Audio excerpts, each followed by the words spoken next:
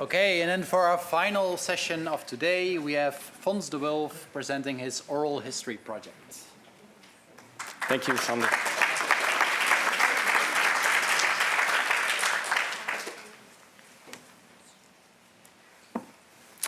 Abstract thinking, like philosophy of science, has a living environment that structures it.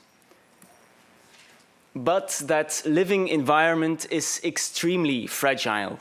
The people that live in it, the office spaces and buildings that harbor it, but also the broader social culture that actually envelops it, they are all constantly in flux. And of course, we know that abstract thinking, like philosophy of science, has this environment that shapes it, that structures it, but it's often difficult, especially as historians, to figure out and understand how exactly it does that. And today, we've mostly seen that as historians, we go to published texts, published books.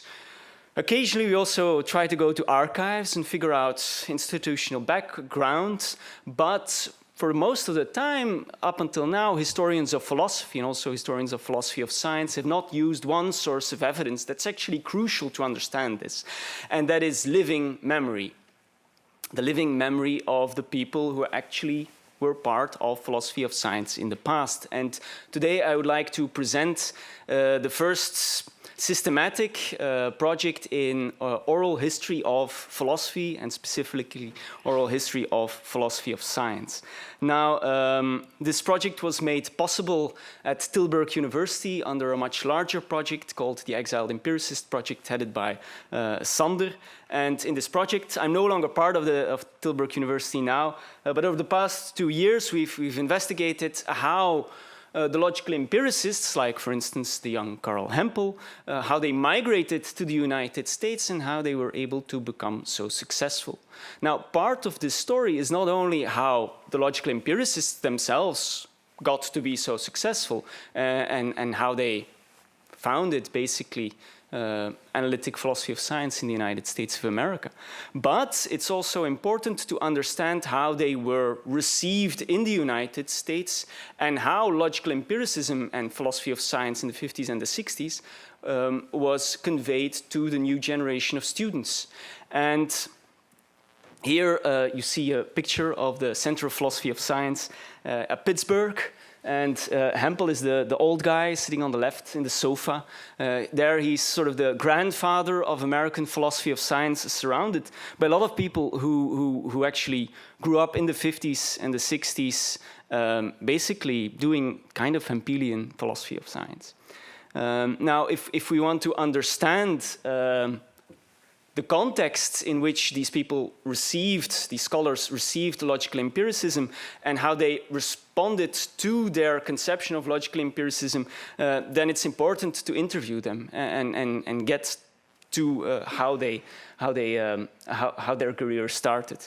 And for instance, Nicholas Rescher and Jerry Massey I've interviewed. Now today we will listen to 4 voices of Bas van Fraassen, Peter Etchenstein, Helen Longino, and Clark Gleamer about how, in their early career, how they got to know logical empiricism and philosophy of science. And the story of today, the story that I want to tell, is that it actually makes a big difference how you get introduced to philosophy and to philosophy of science.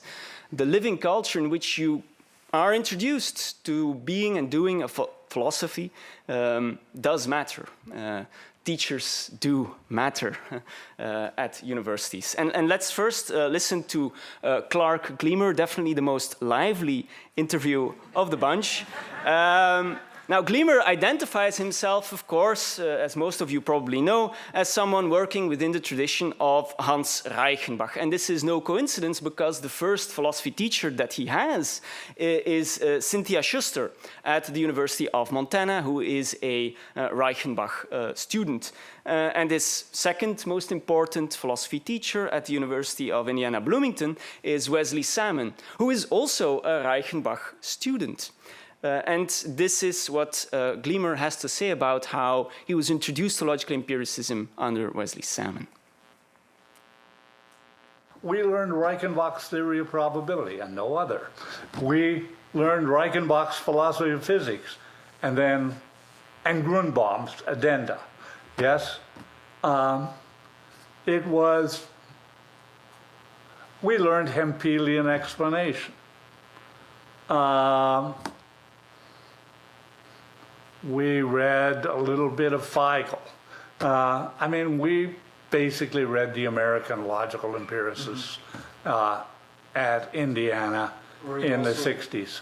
Were you also introduced to Carnap during those years? Yes, but not so much. So we heard about Carnap, but we didn't read Carnap. And that was basically because the channel was west. And, you know, the logical empiricists were two poles. There were other guys around, but there were two poles. One was Carnap and one was Reichenbach. And they were sympathetic in the sense that the Army and Navy are fighting on the same side in a war, right? But the Army doesn't like the Navy and the Navy doesn't like the Army, right? So we didn't hear very much about Carnap. We learned Sorry. So in the interview, of course, it's clear that this distinction that he draws, it plays a very important role to him. There are two ways of doing philosophy of science. You have the Reichenbachian way, which is a hands-on approach, tries to have a critical impact on scientific inquiry itself. Good. And then you have the bad approach associated with Carnap and Hempel, which is a project of formal reconstruction, explication that is completely abstracted from all scientific inquiry.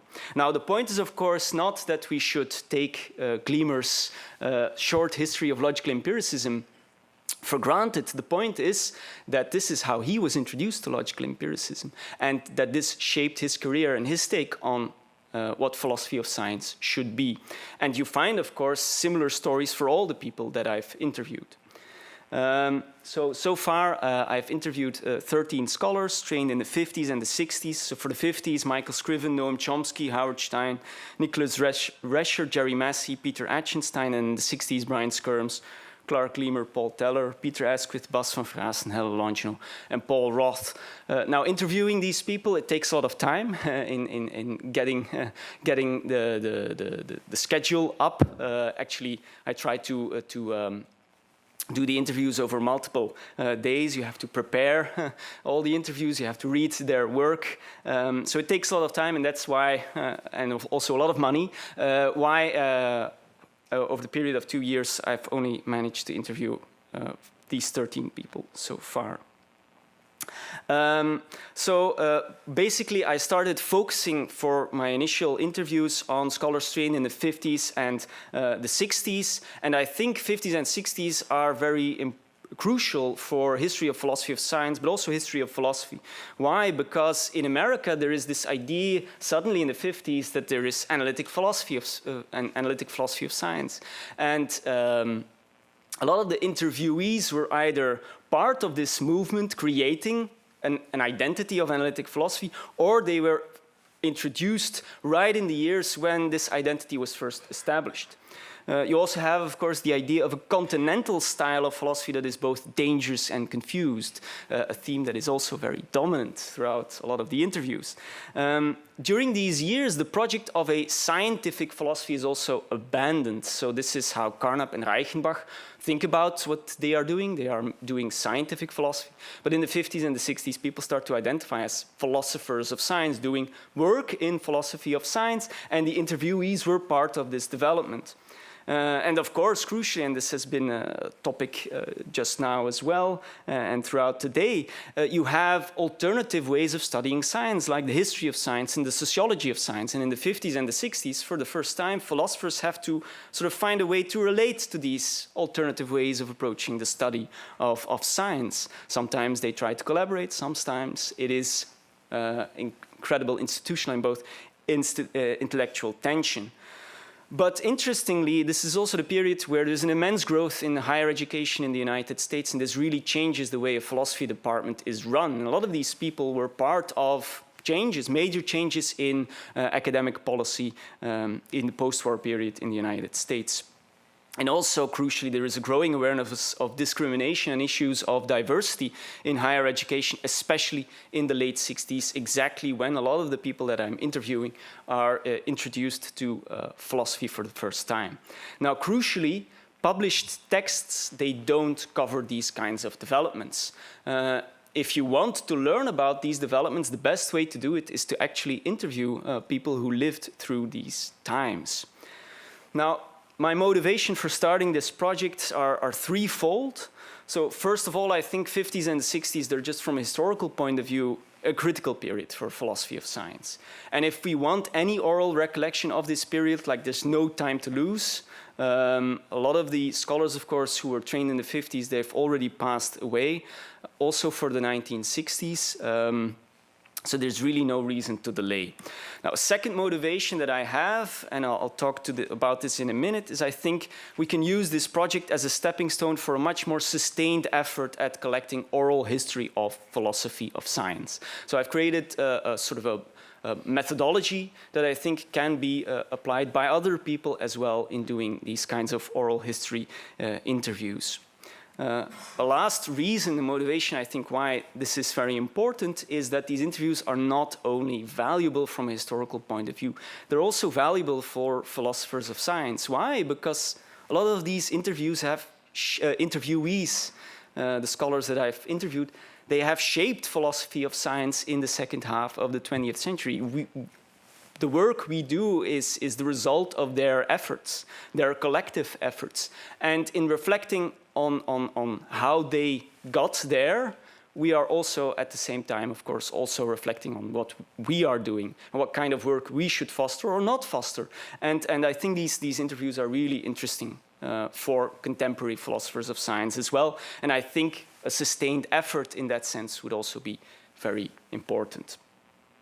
Now, I've used, from a methodological point of view, a very standard approach in oral history, which is a linear biographical approach, where I try to have the interviewees tell the story of their career, of their life, from their own perspective. And this is very important to allow interviewees to tell their story. So we basically always start with family background, the initial interests in philosophy, if there are initial interests. Then we transition to undergraduate studies, the first contacts that they had in philosophy or in science, their interests that have shaped them during those early years, and then we transition to their graduate studies, to their first initial professional intentions, and sometimes those intentions, professional intentions to continue doing an academic career, they take a bit longer.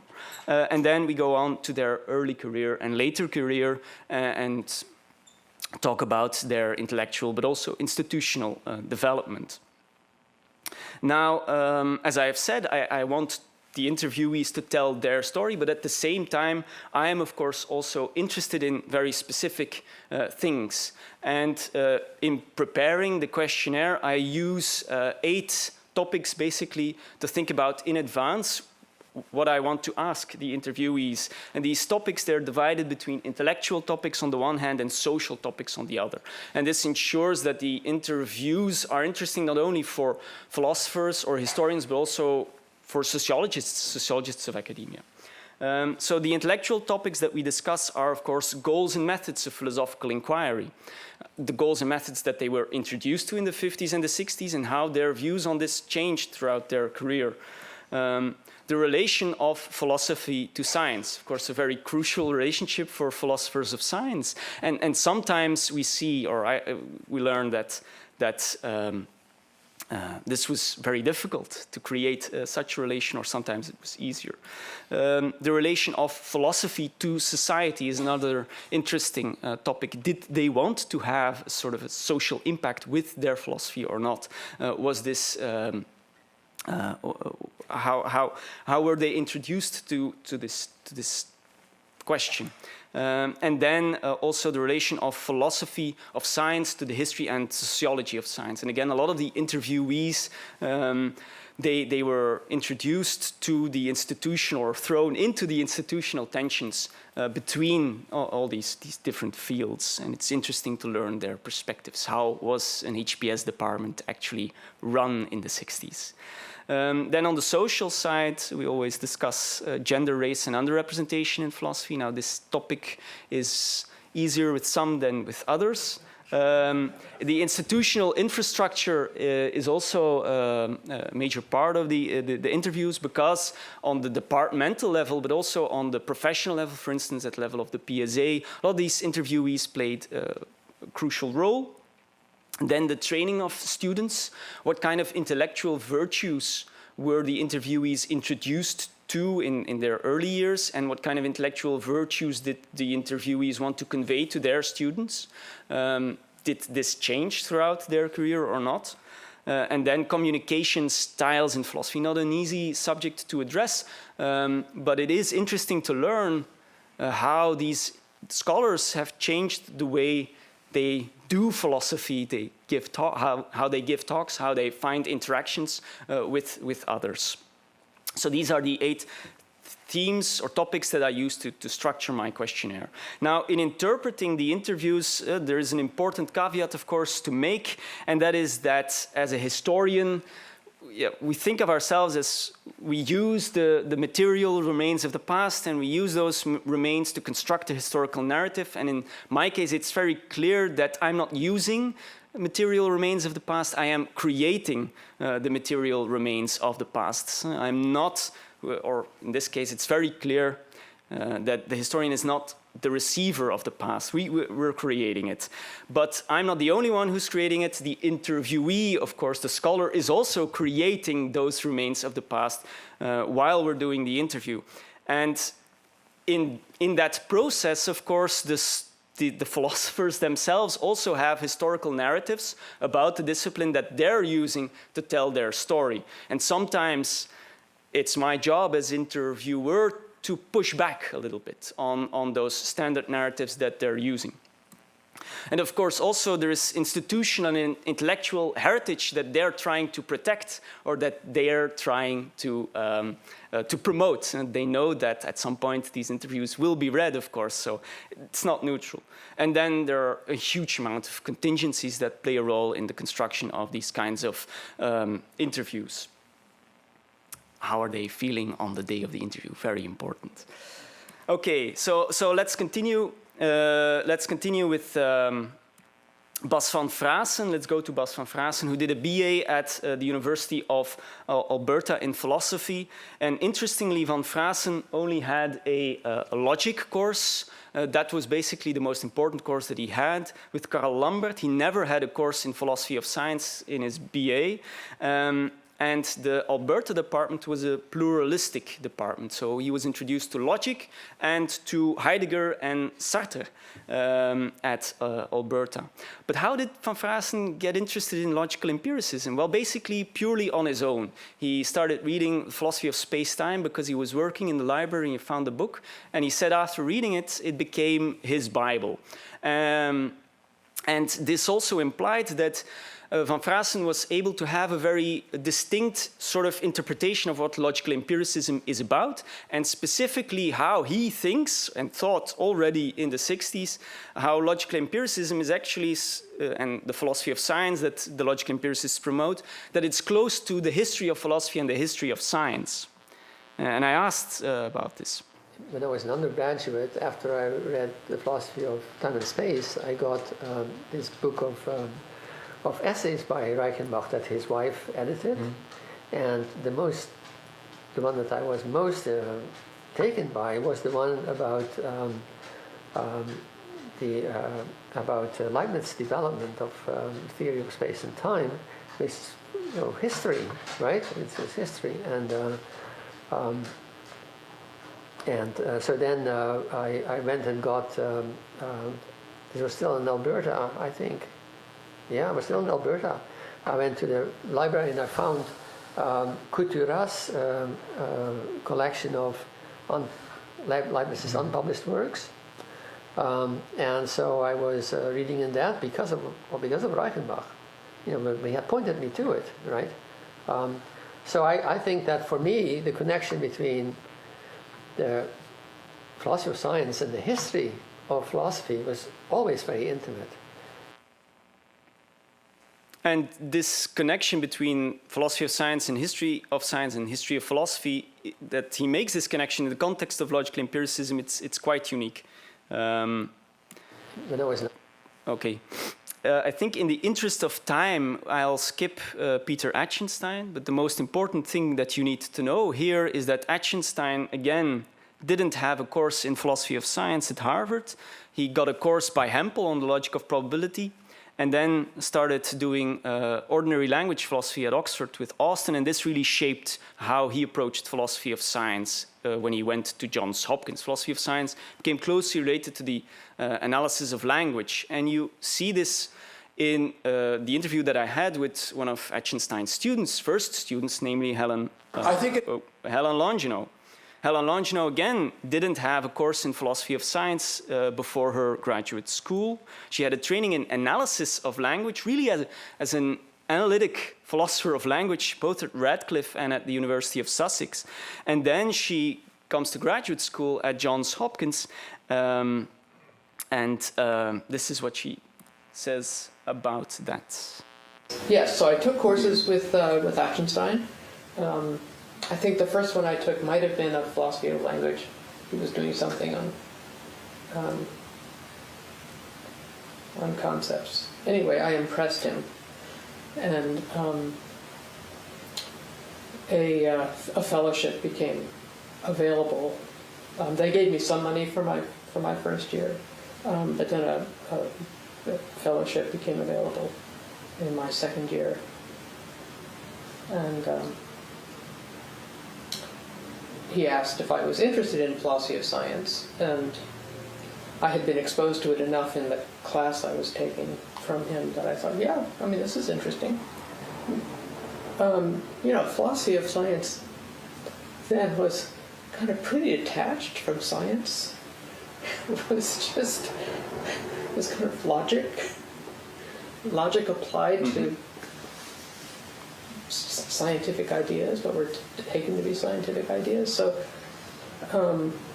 as far as I was concerned, what I was doing was still continuous with the interests that had been propelling me in the first place, which was, you know, how we use language to engage with and represent the world. I mean, what is language? What are we doing with language? What is it?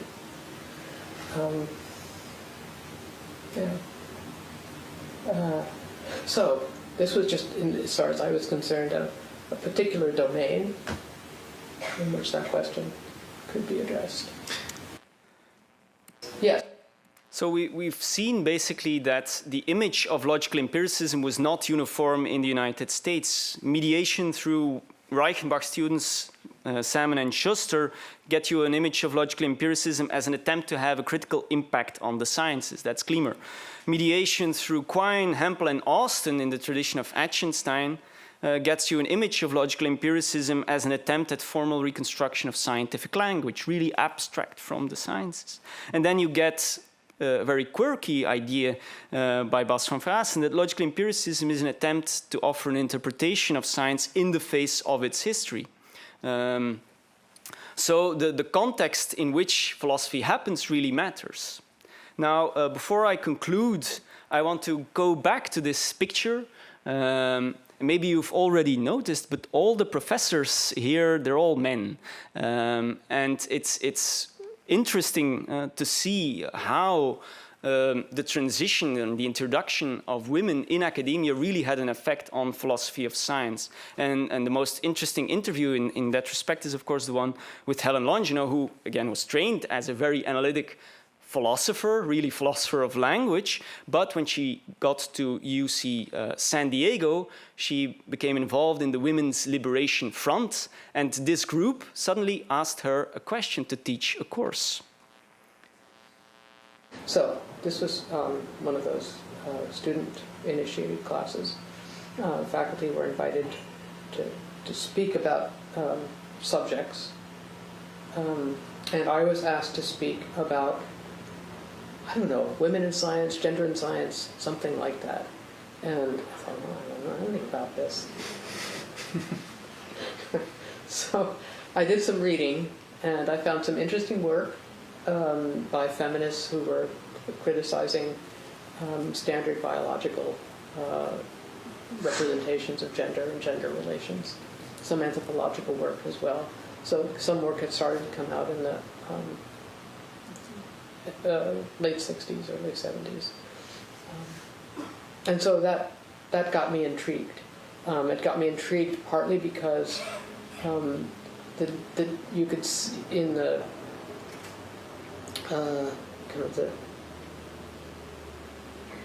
debate.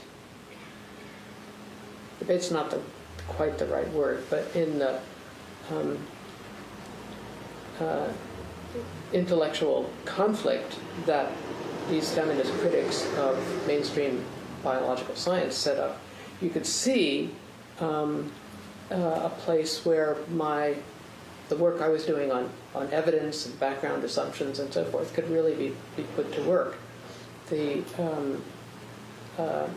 feminist critics had, on the one hand, sort of standard logical empiricist representations of scientific knowledge, scientific reasoning, and so forth, and Kuhn, on the other hand, with his holist approach. And I thought that well, since I was a critic of both of those, I thought those were the wrong intellectual frameworks to use for the kind of work that they were doing.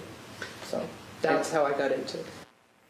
And so here you see that this introduction of Women's Liberation Front at the UC San Diego campus really had an effect on Helen Longino's trajectory and subsequently, of course, shaped the direction of her entire career and along with it, the direction also, of course, of philosophy of science in the 70s and 80s. Okay, so I'm going to conclude. So I think I've tried to make the case that the intellectual culture that is so fragile, that surrounds philosophy of science, that it really matters, that we are part of it, and that these interviews are useful to reflect on it. And shortly, I want to say what's next. So I hope to create some more interviews. I also hope to enthuse others to join me. Suggestions for people to interview are, of course, always welcome.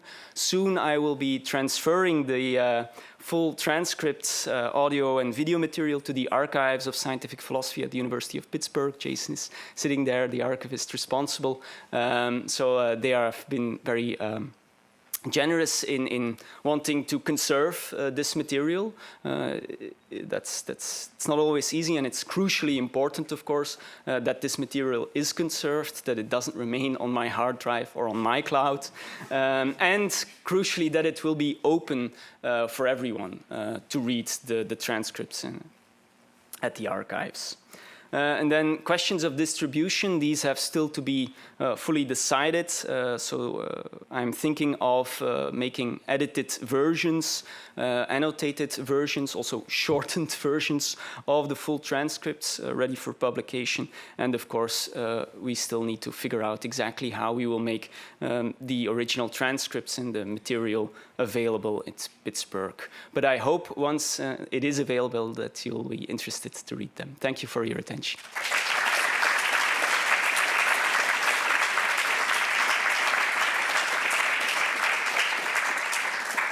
Before we continue with the live oral history session, there's some space for questions about the project itself.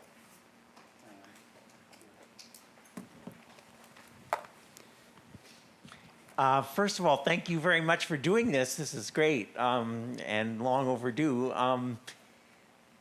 I have a question about how you approach the historical questions, because when we do history, when we do HOPOS, we generally look at concepts and how were those developed or something like that, or how do we understand them.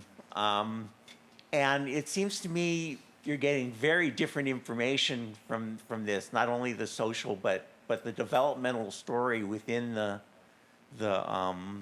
history. And I just wondered how you think about that, and also have you thought about, I mean, there are other fields where oral histories are common, you know, recent things on the civil rights movement or something, a movement in the recent past where there, you know, people get out and do oral histories. And have you thought about the historiography that is involved in that?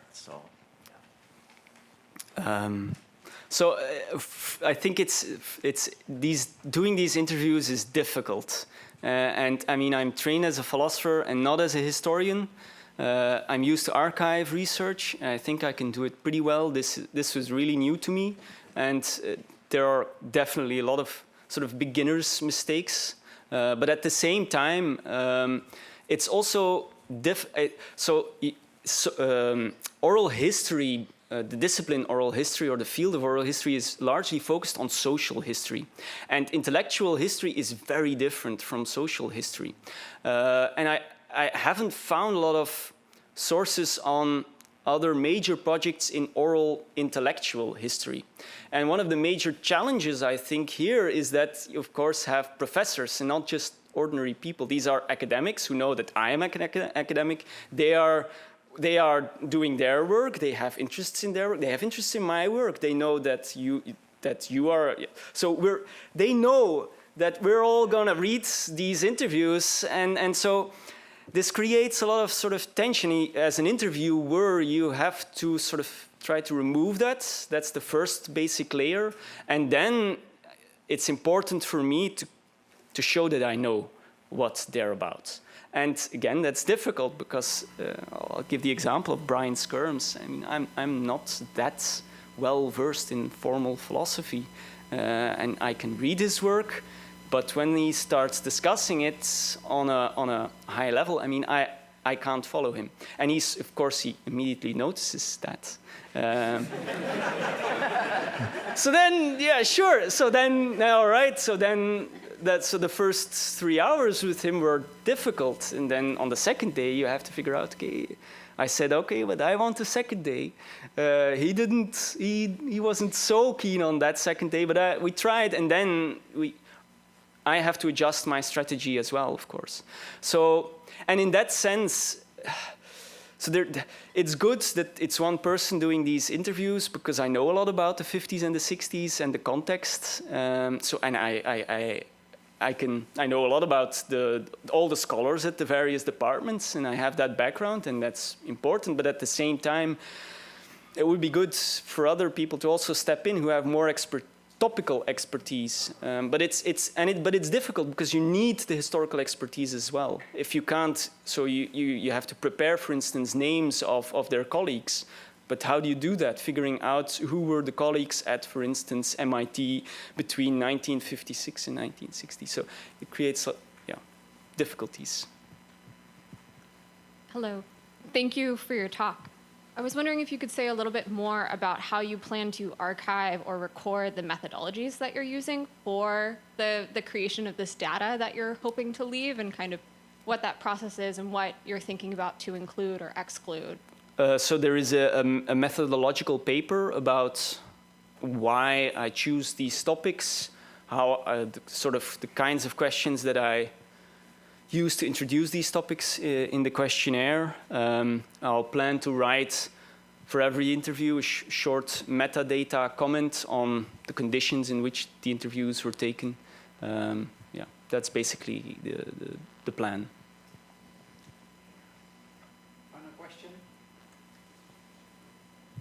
Yeah, thank you. This is awesome. It's great that you're doing it. I was wondering, this is very much a history of the big names, or a project of the big names, and that makes a lot of sense in the context of intellectual history. But I was wondering if you thought about, like, what about, is like the history of the little guy just a different project from the one you're working on? Is that a worry that you have in the background? What have you thought about that worry? That was what I was hoping you'd say a little bit more about. So there are two issues. I want this to be also a project of the little man. I want it, but there are two constraints. So the first is just a monetary constraint. Doing these interview tours, if you're not based in the US, it costs money. But even if you are based in the US, traveling around, taking time for these interviews, it just costs money. So that's a monetary constraint, and it's hard to overcome it. Even though I'm trying to get extra funds this time from China. The second problem is, of course, that it's so I tried. So try to figure out, for instance, Michael Scriven was on the list. I mean, he was a big name in the 50s and the 60s, but he was no longer a big name in the 2000s. Peter Asquith, not a big name at all, but very important from an institutional perspective. But I think there are a lot of people that would be interesting to interview, but you need to find out who they are. That's why I always ask for suggestions.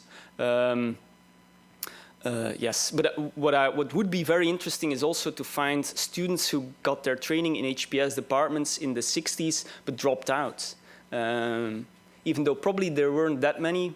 Well, it depends. In the early 60s, there were a lot of jobs, but then in the late 60s, there's suddenly the money stops and then people drop out. But those would be very interesting to interview as well. But you have to find them. Yeah. Okay, so let's thank Fons again.